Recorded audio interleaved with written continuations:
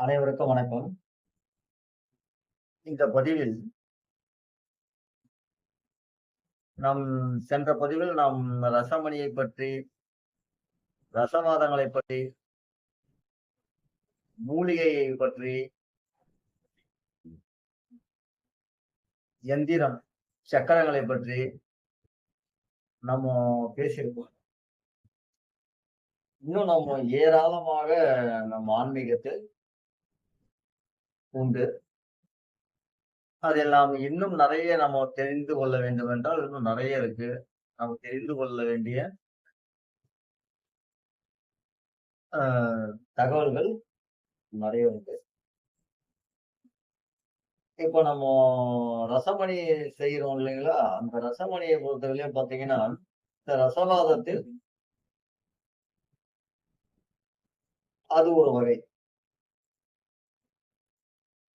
ஏன்னா ரசமணி செய்யக்கூடியவர்கள் அனைவரும் ரசவாதம் செய்வார்களா என்றால் அது கிடையாது. ரசவாதம் செய்யக்கூடியவர்கள் ஒரு சிலர்கள் மட்டுமே ரசவாதத்தை செய்யக்கூடியவர்கள். இந்த ரசமணியை பற்றி நெறைய நம்ம வீடியோ போட்டிருக்கோம். சரிங்களா? அதுல வந்து சிலவற்றை மட்டுமே தான் உங்களுக்கு கூறப்பட்டிருக்கு. அத நீங்க நெறைய இந்த ரசமணியை ம் பொறுத்தவரை நாம் பார்த்தோம் என்றால் நெறைய மணி இருக்கிறது. ரசவாத முறைகள் நெறைய இருக்கிறது. நெறைய நம்ம தெரிஞ்சுக்கலாம். அதேபோல எந்திரங்களா இருக்கட்டும், ஆன்மீக சம்பந்தமான ஏராளமான விஷயங்கள் இருக்கிறது. வாழ்க்கைக்கும், ஆன்மீகத்திற்கும் எவ்வளவு தொடர்பு இருக்கிறது, வாழ்க்கைக்கும் நம்ம அறிவியலுக்கும் எவ்வளவு தொடர்பு இருக்கிறது என்பதை நாம் இந்த பதிவில் நாம் பார்ப்போம்.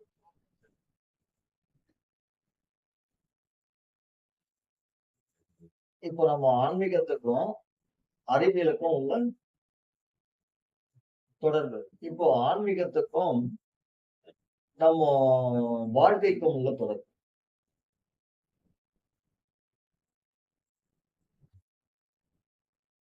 நெறைய இருக்கு. நம்ம நெறைய பேச வேண்டியது நெறைய பேசலாம். இப்போ நம்ம உதாரணத்துக்கு எடுத்துக்கணும்னா, இந்த வேதங்கள். இந்த உலகமே என்னன்னு கேட்டீங்கன்னா, இந்த வேதங்களோட அடிப்படையில தான் இயங்குச்சு. சரிங்களா? இந்த வேதத்தோட அடிப்படையை வைத்து தான் இந்த உலகம் இயங்கிட்டு இருக்கு. மனிதர்கள் இயங்கிட்டு இருக்கு. அது மாதிரி வாழ்க்கைக்கும், நம்ம ஆன்மீகத்திற்கும் தொடர்பு உண்டு. ஏன்னா, இந்த ஆன்மீகத்துல இருந்து தான் வாழ்க்கை தொடங்கும். ஆன்மீகம் இல்லாத வாழ்க்கை எதுவும் கிடையாது. ஆன்மீகத்துல இருந்து தான் வாழ்க்கை தொடங்கும். ஆன்மீகத்துல இருந்து தான் நெறிகள் தொடங்கும்.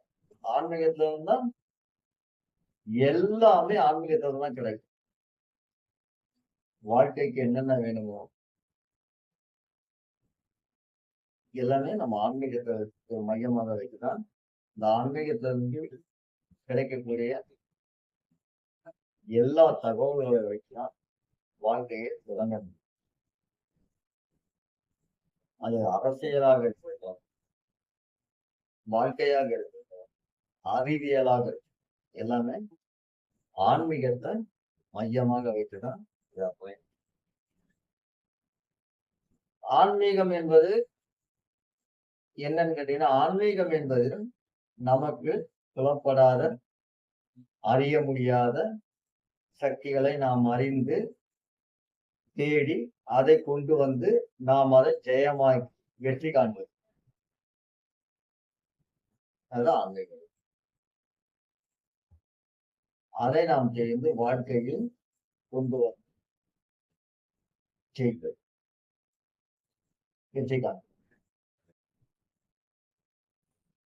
இப்போ நம்ம அறிவியல எடுத்துப்போம். அறிவியல் நாம எடுத்துக்கிட்டோம்னா, நிறைய சொல்லலாம். இந்த ரசவாதம், மூலிகை மருத்துவம், உப்பு மருத்துவம்,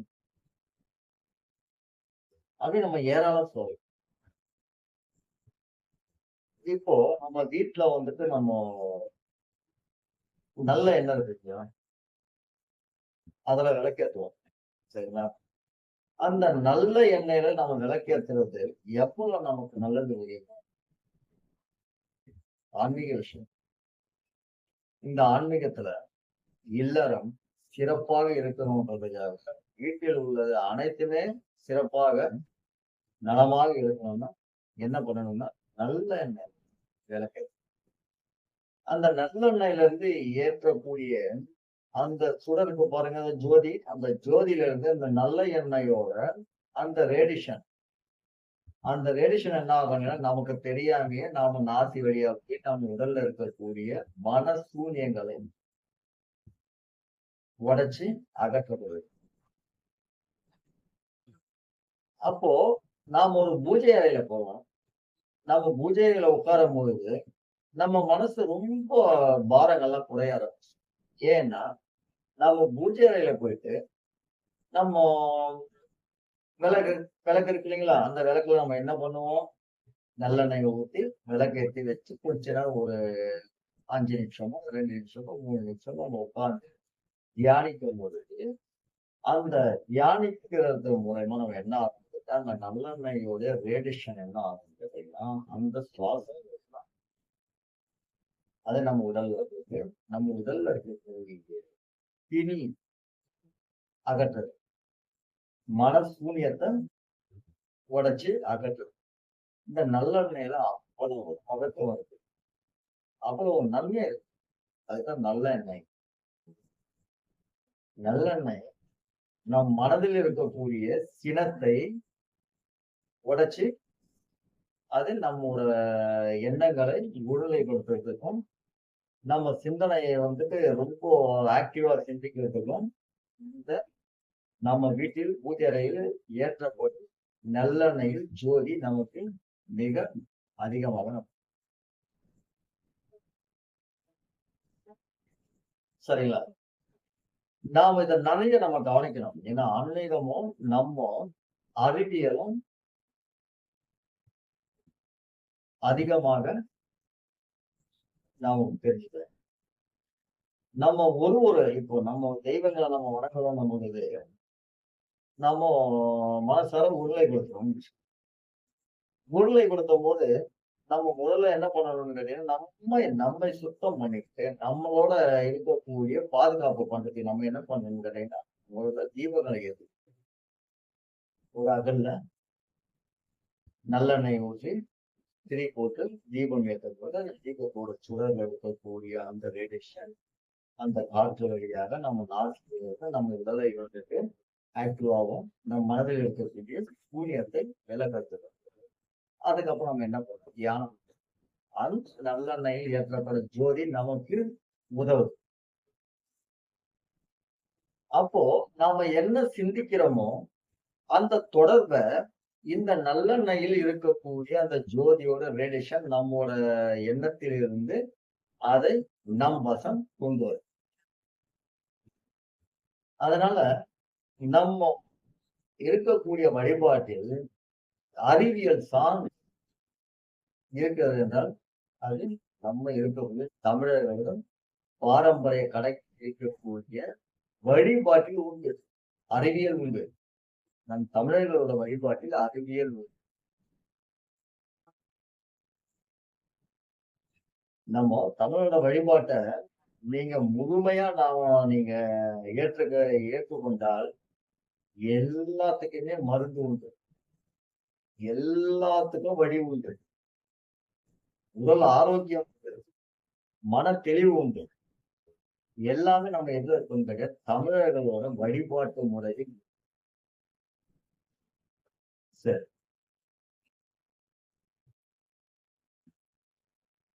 பதிவு பண்ண அதெல்லாம் நம்ம நிறைய நம்ம ஆன்மீக விஷயங்கள்ல அறிவியல் சார்ந்திருக்கு, வாழ்க்கை ஆன்மீகத்தை சார்ந்திருக்கு, நீங்க ஒரு வாழ்க்கையில முன்னேறி நம்ம போகணும். நிறைய விஷயங்கள் குழப்பமா இருக்கு. நமக்கு விடை தெரியல. நமக்கு எதையுமே புரியாம நாம இருக்கிறோம் வாழ்க்கையிலன்னு சொல்லும்போது, நீ எங்க தேடணும்னா ஆன்மீகத்துக்குள்ள இருக்கு.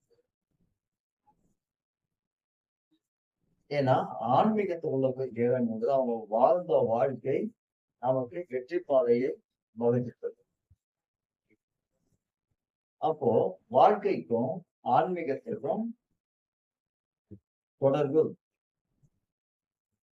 ஆன்மீகம் இல்லாத வாழ்க்கை நெறிகட்ட வாழ்க்கை. அது இந்த ஆன்மீகமே நிறைய சொல்லுது. நிறைய கதைகள் சொல்லுது. நெறிகட்ட வாழ்க்கை சரியான பாதையில கொண்டு போகாது. அது எதிர்காலத்துல இருக்கக்கூடிய மக்களுக்கு அது வழிகாட்டாக இருக்காது.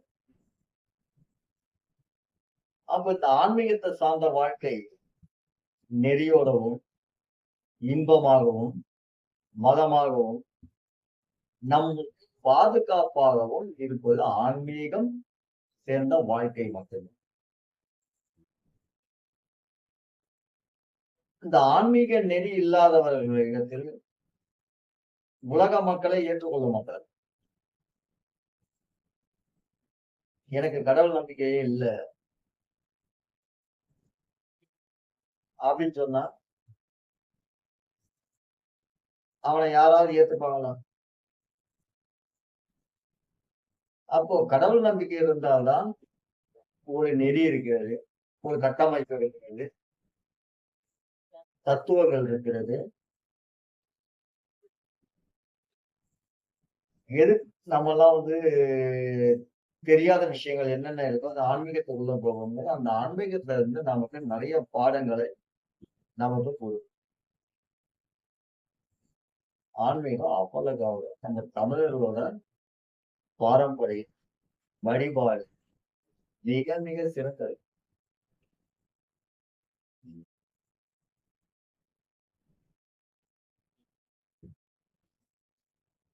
சரிங்களா?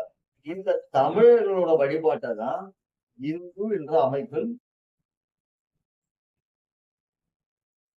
சரிங்களா உலா வந்து இந்து என்ற அடையாளத்தோட இருப்பது தமிழர்களோட வழிபாடு தான்.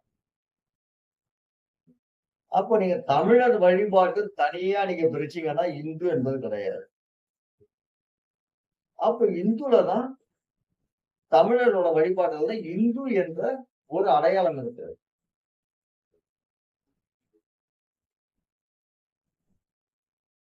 சரிங்களா? இது ரொம்ப நம்ம கவனிக்கிறோம். நிறைய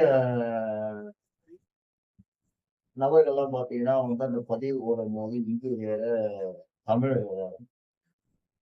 தமிழரோட வழிபாட்டு அடையாளம் தான், தமிழரோட அடையாளம் தான் இந்து என்ற பெயரில் பதிவு பெற்றது.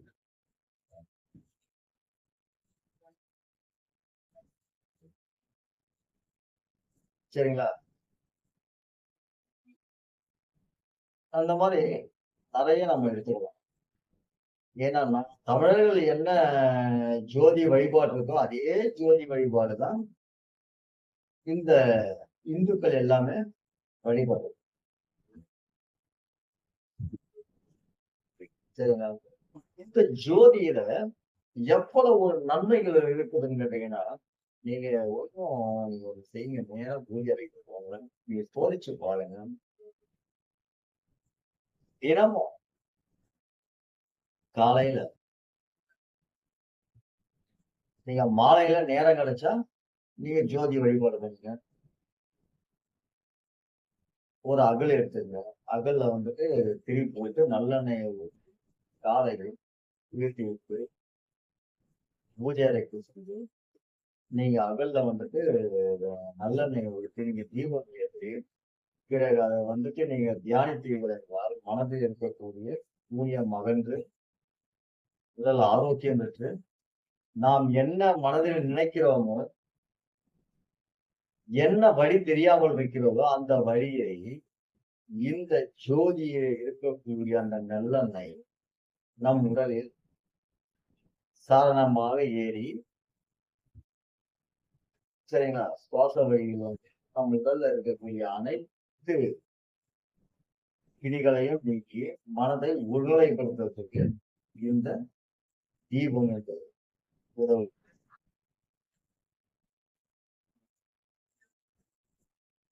இதை நீங்க செய்து போறேன் நிறைய நன்மை.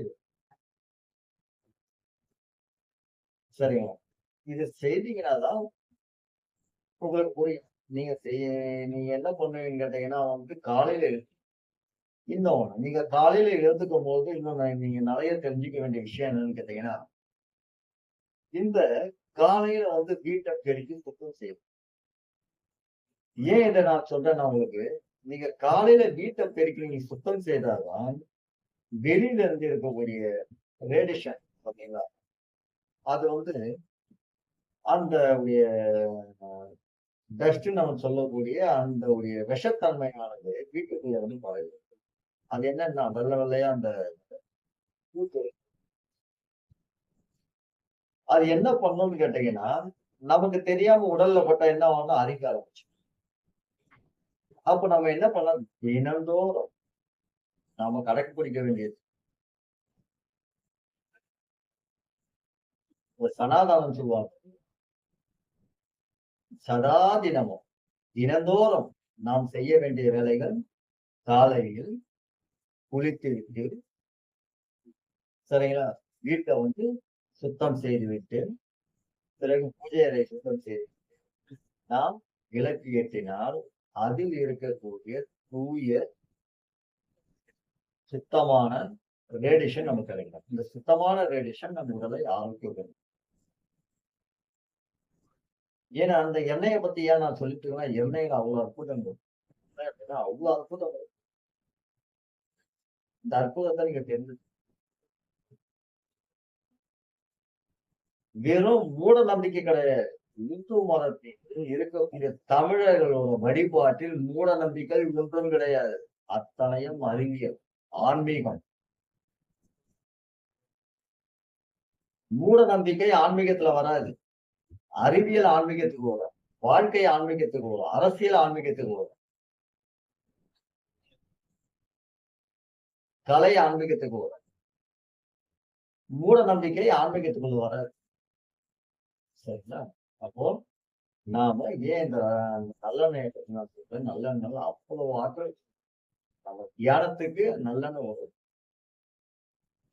நமக்கு மனநிலை ரொம்ப குழப்பமா இருக்கு, மனது ஒருவையா ஆக மாட்டேங்குது, மன சிந்தனை என்னென்னமோ செய்கிறேன் பொழுது நீங்க நல்லெண்ணெய் இன்னும் ஒரு அகல் எடுத்து இந்த அகல பெரிய நல்லெண்ணெய் ஊற்றி நீங்க அந்த தியானம் பண்ணீங்கன்னா, அந்த ஜோதியை ஏற்றி வச்சுட்டு தியானம் மனதில் இருக்கக்கூடிய சூன்யங்கள் கொஞ்சம் கொஞ்சமா நம்ம உடலை சுத்தப்படுத்திட்டு நம்மளோட சிந்தனையை ஒருநிலைப்படுத்திட்டு நாம என்ன காரியம் செய்ய வேண்டும் என்று நினைக்கிறோம், நாம் என்ன வேலைகளை செய்ய வேண்டும் என்று நினைக்கிறோமோ, எதை நாம கட்டுப்பாட்டுக்குள் கொண்டு வர வேண்டும் என்று நினைக்கிறோமோ அது இந்த ஜோதியா முடியும்.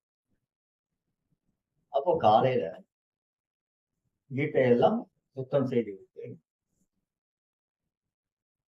பிறகு பூஜை அறையை சுத்தம் செய்துவிட்டு, நீங்கள் அதில் அகல் விளக்கோ அல்லது காமாட்சி அம்மன் விளக்கோ அல்லது விநாயகர் விளக்கோ எந்தாவது ஒரு விளக்கை வைத்து நீங்க தீபம் ஏற்றி வழிபட்டால் உங்களுக்கு அநேக நன்மைகள், உங்கள் மனதில் இருக்கக்கூடிய நன்மைகள் எல்லாமே ஜெயமாக நடக்க ஆகும்.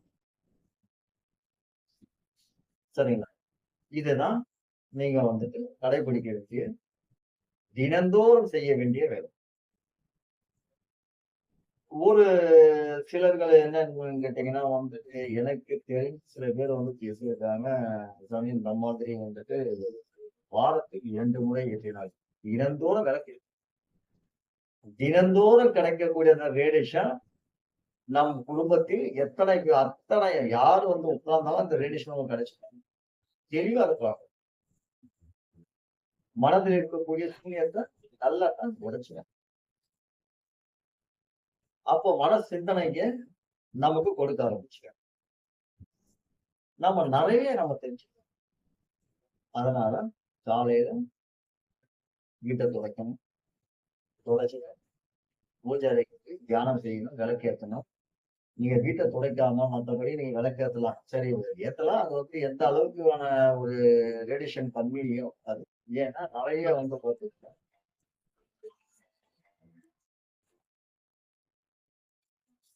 நெறைய பாத்தீங்கன்னா ஆற்றல் நெறைய இருக்கு. என்ன காரணம்னு கேட்டீங்கன்னா, பூஜை அறைய துடைக்காம நீங்க விளக்கேத்தும்போது அந்த ரேடியேஷன் வந்துட்டு கொஞ்சம் ஒரு ஒரு 100% நமக்கு வந்துட்டு முழுமையா கிடைக்குதுன்னா, அதுல 20% தான் நமக்கு கிடைக்கும்.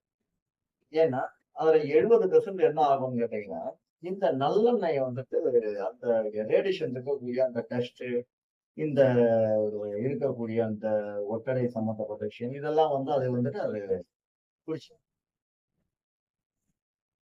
சரிங்களா? அதனால நாம எப்பவுமே வந்து வீட்ட நல்லா தொடச்சு தான் நாம பூஜை இது பண்ணணும். வாரத்துக்கு 2 நாள்ல நான் வந்து வெள்ளிக்கிழமை வந்துட்டு விளக்கேத்துவேன். செவ்வாய்க்கிழமை விளக்கேத்துவேன். ஒரு சில பேர் சனிக்கிழமை விளக்கேத்தணும் அப்படின்னு நினைப்பாங்க. சரிங்களா? நீங்க தினந்தோறும் ஏத்துங்க. மாலையில ஏத்த முடியல காலையில. காலையில எங்கேயாவது வெளியில போயிட்டீங்களா? மாலையில வந்து 2 வேளையும் ஏத்துனீங்களா? 2 வேளையும் நல்லது.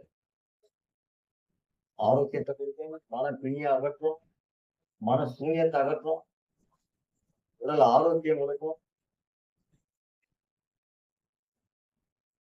இருக்கக்கூடிய தடைகள் உடையும், நல்ல வழி கொடுக்கும். நெறைய நாம தெரிஞ்சுக்க வேண்டிய விஷயம். இந்த தமிழரோட வழிபாட்டில் அநேக நன்மைகள்.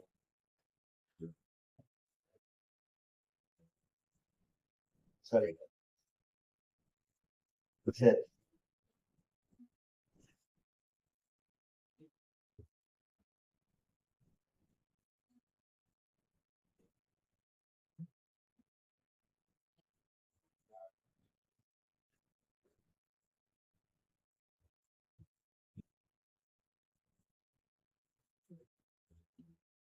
ஒரு நன்மைகள் இருக்கு. நீங்க வந்துட்டு அத வந்துட்டு தினந்தோறும் செய்யுங்க. சரிங்களா? அதனால வந்து மன கஷ்டங்கள் குறையும். நீங்க தினந்தோறும் வந்து விளக்கேத்தும்போது கொஞ்சம் கொஞ்சமா மன கஷ்டங்கள் குறைஞ்சுட்டே வரும். தடைப்பட்ட சில வேலைகளா இருக்கட்டும், எல்லாமே குறைய ஆரம்பிச்சுரும். உங்களோட கட்டுப்பாட்டுக்குள்ள எல்லாமே கிடைக்கும்.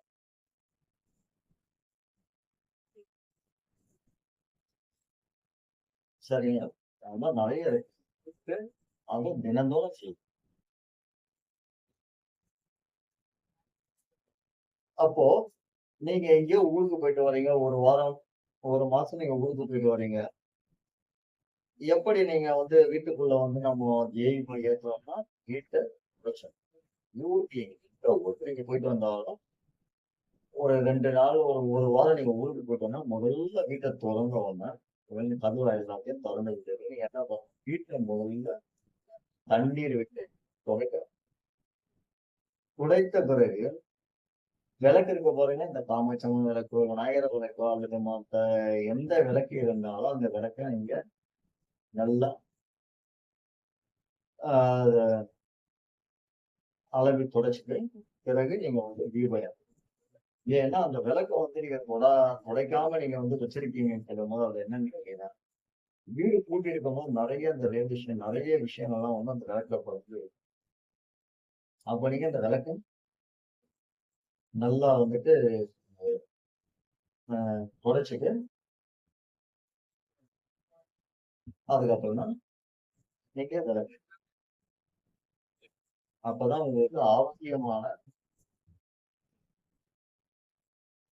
இது கிடைக்கும். சரிங்களா? அந்த ஜோதியில அவ்வளோ ஒரு அற்புதங்கள்.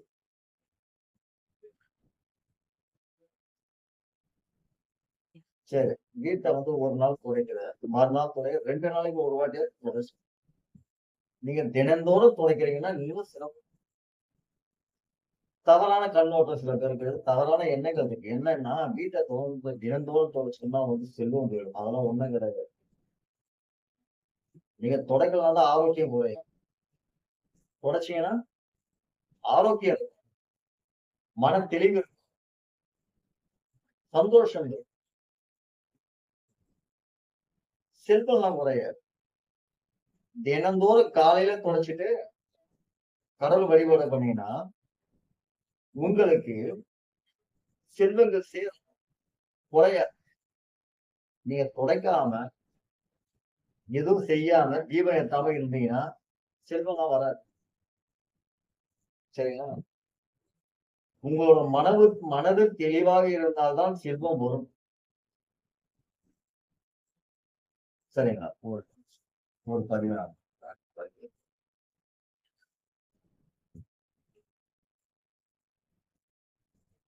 நான் இப்பதான் போட்டேன்.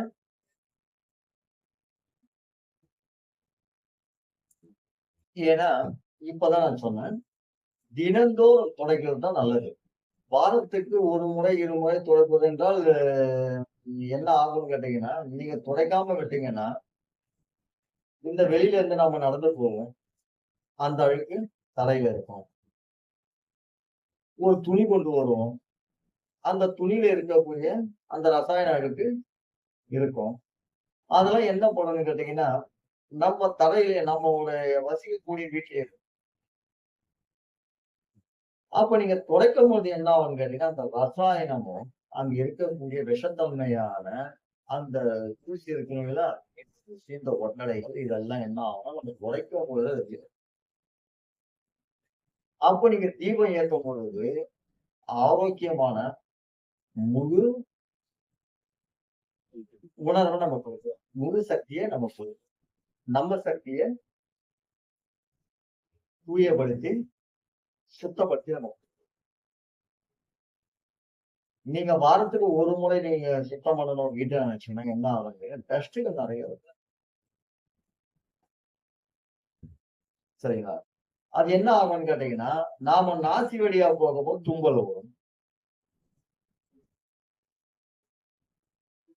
அந்த டஸ்ட்டால என்ன நடக்கும்?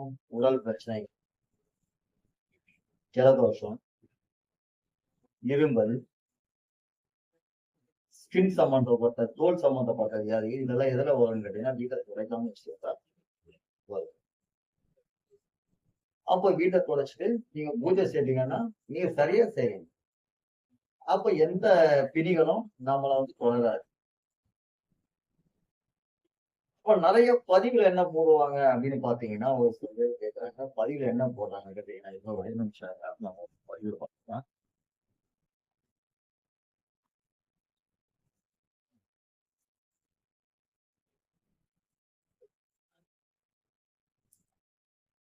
நீங்க கேட்டிருக்க பதிவு என்னன்னு கேட்டீங்கன்னா, மாதத்துக்கு 1 முறை அல்லது 2 முறை. நீங்க வாரத்துக்கு 2 முறை பூஜை பாத்திரத்தை தேய்க்கணும். இல்ல வாரத்துல 1 முறை தேய்ச்சாலுமே போதும். நான் இதுக்கு முன்னாடி சொல்லியிருக்கேன். பூஜை அறை பாத்திரத்த வந்துட்டு நம்ம விளக்கு நம்ம இதெல்லாம் தேய்க்கும்போது பார்த்தீங்கன்னா, அதுல வந்து ரேடியேஷன் பதிஞ்சிருக்கும். நம்ம வாரத்துல 1 முறை, இல்ல 2 முறையோ அல்லது 1 முறையோ நீங்க வந்து பூஜை பாத்திரத்த தேய்க்கணும். சுத்தம் செய்யணும். சுத்தம் செய்த பிறகு தான் நீங்க விளக்கு ஏத்தணும். சரிங்களா? ஆனா தினந்தோறும் நீங்க வந்துட்டு வீட்ட தொடச்சு பெருக்கிட்டு, அதுக்கப்புறம் வந்து சாமிக்கு விளக்கு முன்னாடி போயிட்டு திரி போட்டு, தீபம் ஏத்த விட்டு, அது சிறப்பு ஏறுதுன்னு சொல்லிரும். விளக்கு வந்துட்டு பூஜை பாத்திரத்த நீங்க தேய்க்கணும், அத வந்து சுத்தம் பண்ணணும்னா, வாரத்துக்கு கண்டிப்பாக 1 முறை நீங்க பூஜை பாத்திரத்த சுத்தம் பண்ணி விளக்கேத்துவது தான் சிறப்பு. அப்பதான் ஆரோக்கியம்.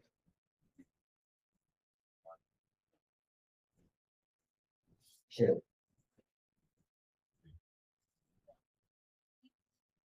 சரி.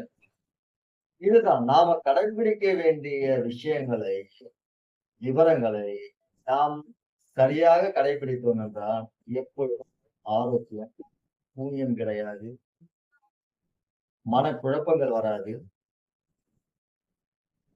சரிங்க. எல்லாம் என்னன்னு கேட்டீங்கன்னா, நம்ம கடைபிடிக்க வேண்டியது. தமிழர்களோட வழிபாட்டு முறையில இத நீங்க சரியா செய்தீங்கன்னாலுமே எப்பவுமே ஆரோக்கியமா இருக்கலாம். எப்பவுமே மனதுல குழப்பம் இல்லாம இருக்கலாம். எப்பவுமே பிணி இல்லாம இருக்கலாம். ஏன்னா முழுக்க முழுக்க அறிவியல் சார்ந்திருக்கு. எது நமக்கு சிறப்போ அதுதான் தமிழரோட வழிபாட்டில் இருக்கு.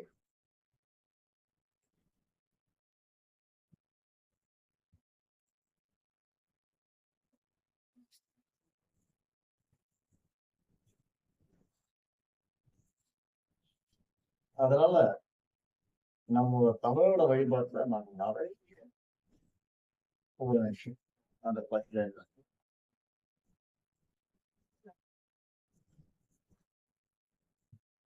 நீங்க சொன்ன பதிவு சரி. மாமிசம் சாப்பிட்டு கோயிலுக்கு போயிட்டு வரலாமான்னு கேட்டேன். அந்த மாதிரி போகக்கூடாது. மாமிச உணவு நாம நம்மள சுத்தப்படுத்திக்கிறதுக்காக தான் நம்ம கோயிலோட அடையாளம். மாமிசம் சாப்பிட்டுட்டும் கோயிலுக்கு போகக்கூடாது. கோயிலுக்கு போயிட்டு வந்தா அன்னைக்கு மாமிசம் சாப்பிடக் கூடாது. இதுதான் நம்ம கடைபிடிக்க வேண்டிய நெறிமுறை. சரிங்களா? இந்த முறைய நீங்க சரியா கடைபிடிச்சிருந்தீங்கனாங்க, வாழ்க்கை நல்லா இருக்கும், மனநிலை நல்லா இருக்கும், உடல் ஆரோக்கியமாக இருக்கும். இல்ல, இல்ல நாம திருப்தியா இருக்கோம் சாப்பிட்டு கோயிலுக்கு போயிட்டு வரலாம். அப்படி இருக்கும்போது ஆசை உள்ள வந்துருச்சு.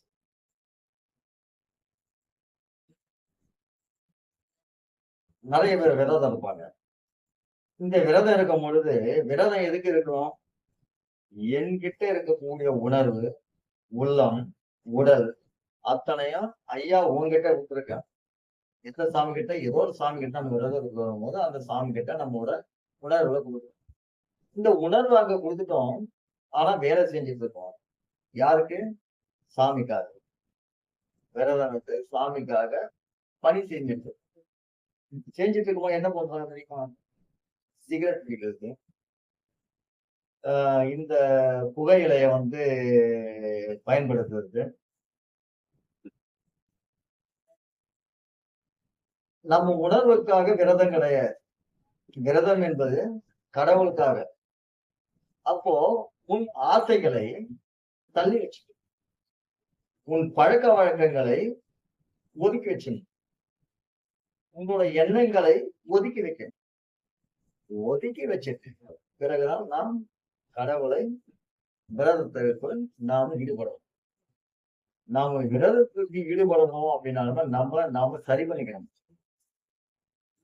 குடிப்பழக்கம் இருக்கக்கூடாது, புகை பிடிக்கக்கூடாது, ஆசை தீர உணவு அருந்தக்கூடாது. ஏன்னா ஆசையெல்லாம் நாம கடவுளுக்காக கொடுக்கணும். எத்தனை நாளைக்கு? குறைஞ்சது ஒரு 21 நாள், 48 நாள், 41 நாள் ஏதோ நாம கடவுளுக்காக இத்தனை காலங்கள் நாம நம்மளோட உணர்வை கொடுக்கும்பொழுது, நம்ம ஆசைக்கு இடம் கொடுக்க கூடாது. அந்த மாதிரி நாம கோயிலுக்கு போகிறோம் அப்படின்னு சொல்லும் பொழுது, நம்ம மாமிசத்தை சாப்பிட்டு கோயிலுக்கு போகணும். நாம கோயிலுக்கு போயிட்டு வரும்பொழுது மாமிசத்தை அருந்தக்கூடாது. நம்ம கோயிலுக்கு போயிட்டு வந்துட்டோம். நம்ம மாமிசம் சாப்பிடலாம்னு நினைக்க கூடாது. சரிங்களா? நீங்க போயிட்டு வந்ததுக்கும் பிரயோஜனம் கிடையாது. நீங்க கோயிலுக்கு போகாம நீங்க அந்த மாமிசம் சாப்பிட்டுக்கிட்டு இருக்கலாம். கட்டுப்பாடு எதுக்கு? ஒரு நெறி எதுக்கு? ஒரு வழிமுறை எதுக்கு? இதெல்லாம் சரியா கடைபிடி.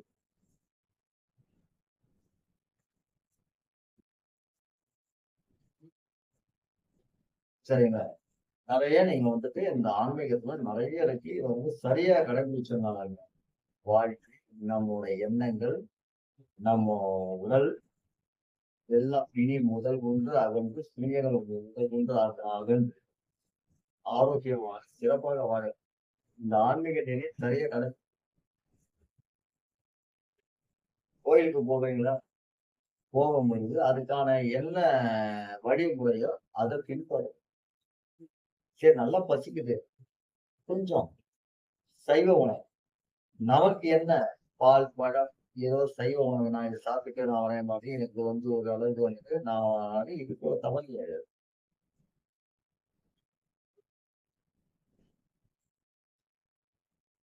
மாமிசம் என்பது பந்தம். அது நம் ஆசைகளை தூண்டக்கூடியது. சைவ உணவு என்பது சாத்விக். ரொம்ப நம்மள ரொம்ப சாந்தமா வச்சு.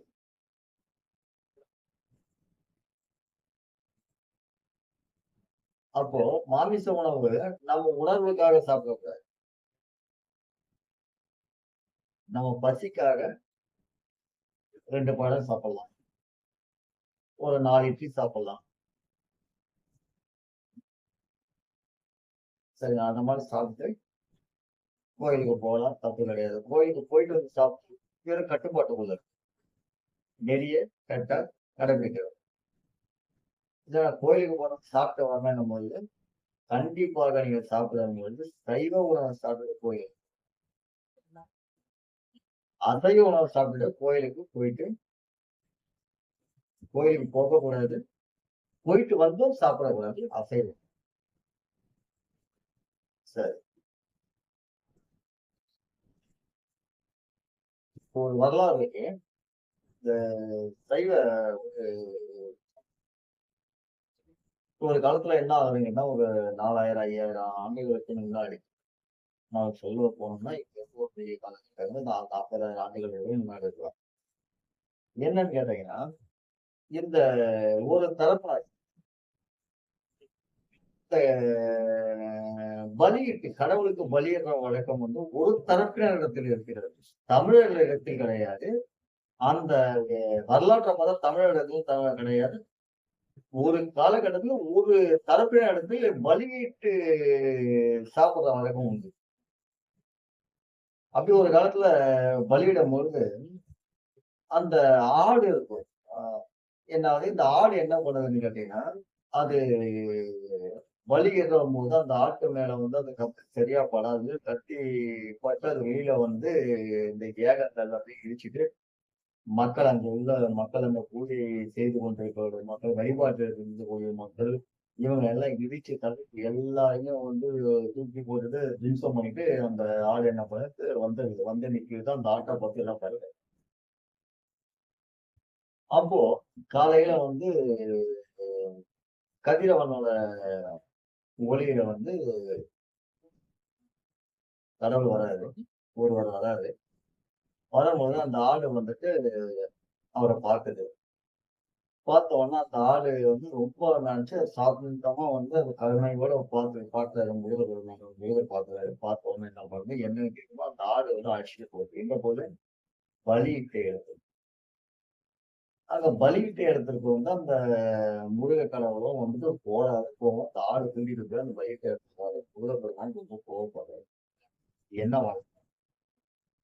அவங்க என்ன சொல்றாங்க தரப்பினர், அது நீங்க ஒரு பூமியில இருக்கிறதுக்கு ஒரு தரப்பினர் என்ன சொல்றாங்க, இதுல நாங்க கடவுளுக்கு இத பலியிட்டு அத உணவு நாங்க சாப்பிட்டது தான் வழிபாடு. நாங்க வந்து அத காலகாலமா நாங்க பண்ணிட்டு இதுதான் நாங்க உணவா சாப்பிட்டோம்.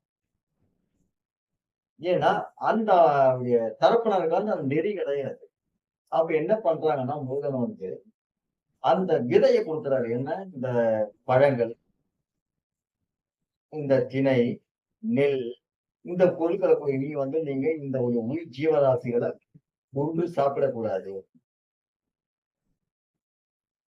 சரிங்களா? இந்த உயிர் ஜீவராசிகளை கொன்று இனி நீங்க சாப்பிடக்கூடாது என்பது, அந்த ஒரு தரப்பினர் வந்து அந்த மாமிச சாப்பிட்ட தரப்பின ஆட பலியிட்டு சாப்பிட்ட ஜீவராசிகளை பலியிட்டு சாப்பிட்ட அந்த தரப்பினருக்கு இவர் அறிவுரை சொல்றாரு முருகர். இனி நீங்க பலியிடக்கூடாது. உங்களுக்கு நான் வேறு வழியில் நான் உங்களுக்கு வந்துட்டு சாப்பிடுவதற்கு, உணவு உண்பதற்கு, ஜீவனம் செய்வதற்கும் நான் உங்களுக்கு வழி செய்கிறேன். இவர் என்ன பண்றாரு, இந்த காய், கனி,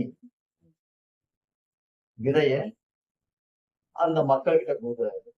இது என்ன செய்யணும் அவருக்கு புரியல. அத கொண்டு வந்து விதைச்சு காட்டுறாரு. அங்க என்னவாகுது?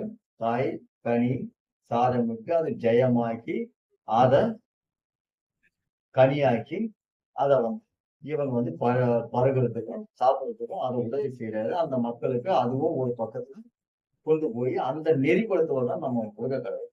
இத உலகம் முழுக்க கொண்டு போய் இத நெறிப்படுத்துறாரு. அதனாலதான் முருகப்பெருமான் பஞ்சாமிர்தம் வைக்கிறார். இதுக்கான அடையாளம் பஞ்சாமிர்தம். நெல் முருகன் கொடுத்தது. திணை முருகன் கொடுத்தது. கொய்யா, கனி, பழங்கள் முருகன் கொடுத்த விதை. யாருக்கு? தவறாக ஒரு இடத்தில் கடவுளுக்கு பலியிட்டுக் கொண்டிருக்கக்கூடிய பூமியில் ஒரு தரப்பு மக்களுக்கு இந்த கனிச்சாரங்களை கொண்டு கொடுக்கிறார்கள். ஆல்ரெடி தமிழர்கள் சைவர்களா இருக்காங்க. சைவ உணவு சாப்பிட்டு இருக்காங்க. பல ரசங்களை சாப்பிட்டு இருக்காங்க. ஆனால் பூமியில் ஒரு தரப்பு மனிதர்களுக்கு அது தெரியாததனால் அந்த இடத்துல அதை கொடுத்து அதை ஜெயமாக்கி அதை அவங்களை சரிப்படுத்தி நெறிப்படுத்தி பிறகுதான் உலகத்தை சுற்றி வராது. உலகம் முழுக்க இந்த பழங்கனியை கொண்டு போய் விவசாயத்துக்கும் கனி சாரங்கள் தோட்டத்திற்கும் இதை கொண்டு போய் எல்லா இடத்தையும் விதைக்கிறாரு. இதுதான் என் மக்கள் பருகிட்டு இருக்காங்க. அதனால கடவுள் இந்த மாதிரியான ஜீவராசிகளை விரும்புவதே இல்லை. ஏன்னா இந்த கடவுளுக்கு படைக்கப்பட்டது அத்தனை கடவுளால படைக்கப்பட்டதுதான் இந்த ஜீவராசிகளும் மனிதர்கள், மரம், செடி, கொடிகள் அத்தனைக்கும். அப்போ இந்த மனிதர்கள் மாமிசம் உண்ணக்கூடாது என்பதற்காக அந்த இருக்கக்கூடிய இந்த ஆட்டின் வடிவத்தில் இருந்தா அந்த ஆடை மறுபடியும் முருகனோட சேர்ந்தது. நீங்க ஒரு புராண காலகட்டத்துல அந்த காலகட்டத்துல பார்த்தா ஆடுதான் முதல்ல முருகனோட. ஏன்னா ஆடு முருகனுக்கு அடைக்கலக்கமா வந்தது. ஆடு முருகன்கிட்ட அடைக்கலமா வந்திருக்கும் போது ஆடு சரிங்களா? அதனால நீங்க நிறைய தெரிஞ்சுக்கலாம். முருகனுக்கு கடவுளுக்கு பலியிடுவது பிடிக்காது. ஆனா அந்த ஒரு காலத்தில் கடவுளுக்காக பலியிடுகிறோம் என்று ஒரு தரப்பில் அதை செய்தார்கள். அந்த இடத்தை முருகப்பெருமான் நெறிப்படுத்தப்பட்டது.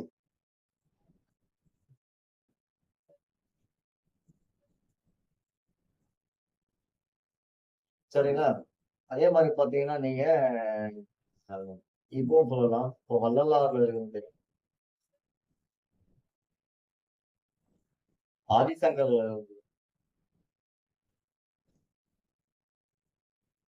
அனைவரும் நாம் சொல்லிக் கொண்டு போகிறோம். கோமல் சுவாமிகள் எல்லா மகான்களும் என்ன சொல்லியிருக்காங்கன்னா பலி ஜீவராசிகளை பலியிட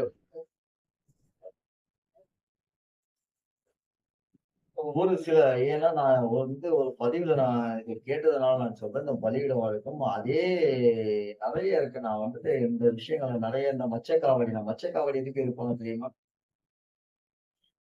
இந்த 2 முனிவர்கள் இருக்காங்க. இந்த மச்சக்காவடி இருக்கும் பொழுது இந்த 2 முனிவர் என்ன பண்றாங்க? அந்த முனிவரோட பிள்ளைங்க 2 பேரும் விளையாடிட்டு இருக்காங்க. அந்த நதி ஓரம் என்ன பண்ணிருக்கோம் கேட்டீங்கன்னா, நதியில போய் விளையாடிட்டு இருக்கும்போது விவசாயம் செய்யறதுக்காக அந்த விவசாயம் பண்ணிட்டு இருக்கும்போது இந்த பசங்க 2 பேரும் என்ன பண்ணிருக்காங்கன்னா, இந்த முனிவர் ஒரு 2 பேரும் இந்த நதியில போயிட்டு இருக்கக்கூடிய மீன்களை பிடிச்சு விளையாடிட்டு இருப்பாங்க. சரிங்களா? அந்த விளையாடிட்டு இருப்பாங்க. விளையாடிட்டு இருக்கும்போது அவரோட அப்பா அந்த முனிவர் பார்க்கிறாரு. பிள்ளைங்களை பார்த்த உடனே கோவம் வருது. என்ன பண்றாரு அப்படின்னா, அந்த பிள்ளைங்களுக்கு சாபம் இந்த மீன்களை நீ ரொம்ப கொடுமைப்படுத்தி அதை இன்னல்குள்ளாக்கி இருக்க. அதே மாதிரி மீனாதான் பிறக்கணும் அப்படின்னு சொல்லிட்டு சாபம் வைத்தோம்னா அந்த 2 மீனா வருது. மீனா போயிட்டு அந்த நதியில சரிங்களா? அது யாரால அந்த சாப விமோசனம் அடையுதுன்னு கேட்டீங்கன்னா, முருகப்பெருமானால அந்த சாப விமோசனம் அடையுது. அந்த முருகப்பெருமானால அந்த 2 பிள்ளைங்களும் அந்த சாப விமோசனம் அடைஞ்சிடுறாங்க. அப்ப திரும்பவும் அவங்க மனிதராயிட்டு முருகப்பெருமானை கை கட்டி வணங்கிட்டு, ஐயா எனக்கு சாப விமோசனம் நீங்கிடுச்சுன்னு சொல்லும்போது, அதுதான் மச்சக்காவடி 2 மீன்களையும் மதிக்கணும்ன்றதுக்காக 2 மீன்களை அந்த காவடியில போட்டு அதை கொண்டு போவோம். அந்த மீனுக்கு எந்த சேதாரமும் இருக்கக்கூடாது. அழகா கொண்டு போய் நதியில விடுவாங்க. சரிங்களா? புரிஞ்சுதுங்களா? அதுதான் மச்சக்காவடி. இந்த 2 மீனையும் அழகா கொண்டு போயி, இங்க இருந்து எந்த ஒரு சேதமும் ஆகாத அவ்ளோ அழகா மீன்கள வந்து தண்ணீர்ல போட்டு கொண்டு போய் நதியில விடுறது தான் மச்சக்காவடி. அது குளத்திலயோ, இல்ல கடல்லயோ, அல்லது நதியிலயோ கிடக்கும்.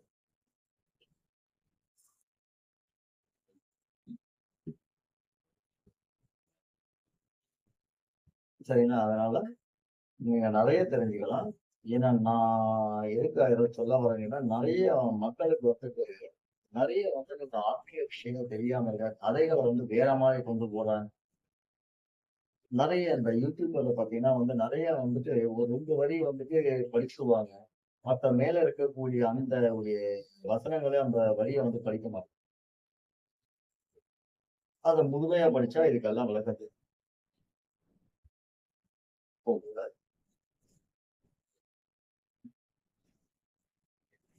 சரிங்களா? அதனால நீங்க சாப்பிடக்கூடிய பொருள், உங்க கோயிலுக்கு முன்னாடி போகறதுக்கு முன்னாடி சாப்பிடக்கூடாது. போயிட்டு வந்து இதுதான் சரி. அடுத்த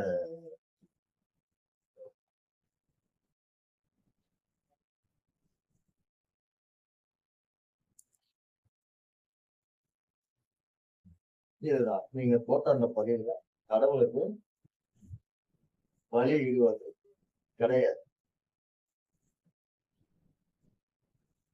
அதான் சொன்னேன். ஒரு காலகட்டத்தில் பூமியில் ஏதோ ஒரு இடத்தில் பலியிட பழக்கம் இருந்தது. அது முருகனால் தடுத்து நிறுத்தப்பட்டது.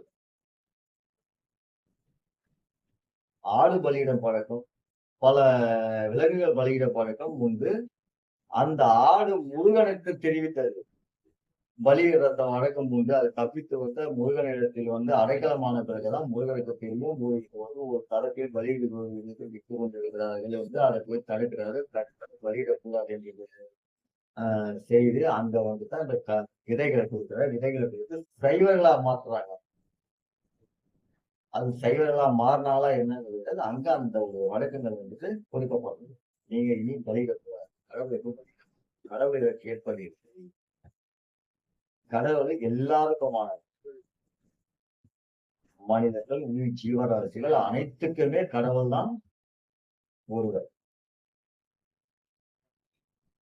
அவர்தான் எல்லா ஜீவராசிக்குமே உறுதுணையா இருக்கக்கூடிய கடவுள் பலி கேட்பதில்லை. கடவுளுக்கு பலி கொடுப்பதில்லை. எல்லா மகான்களையும் நான் சொல்றேன். வள்ளலார் முதல் கொண்டு இதான் சொல்லுவார்.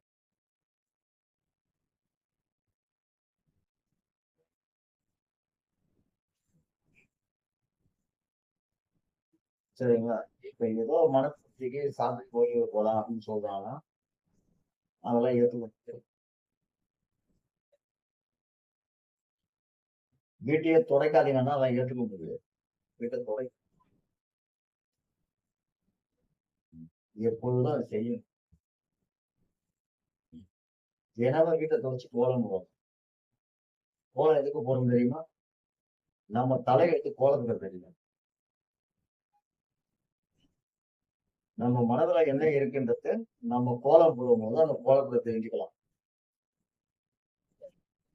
அந்த கோலத்துல அவ்வளவு ஒரு ரகசியம் இருக்கு.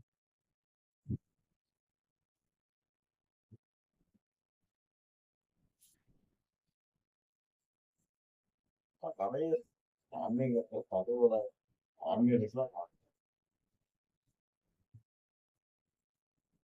கடல் மாதிரி நம்ம தேடனா தேடிக்கிட்டே இருக்கோம். கடைசியிலே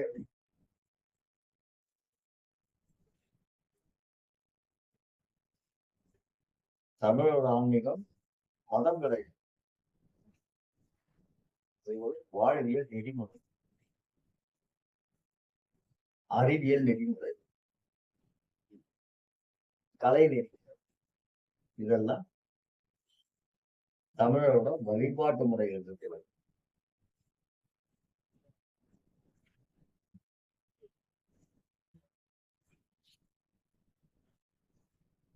நிறைய இருக்குது. நம்ம ஆன்மீகத்தை பத்தி நிறைய பேசலாம். நிறைய பேசுறது. வாழ்க்கையை பத்தி நிறைய தெரிஞ்சுக்கலாம்.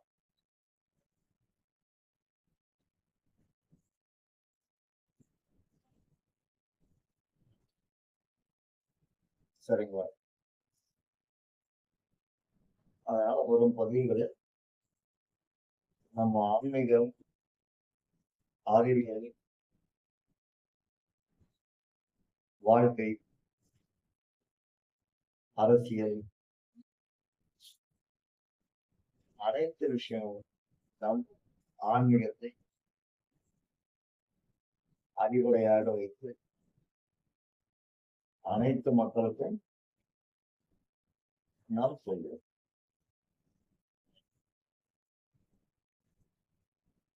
நன்றி, வணக்கம்.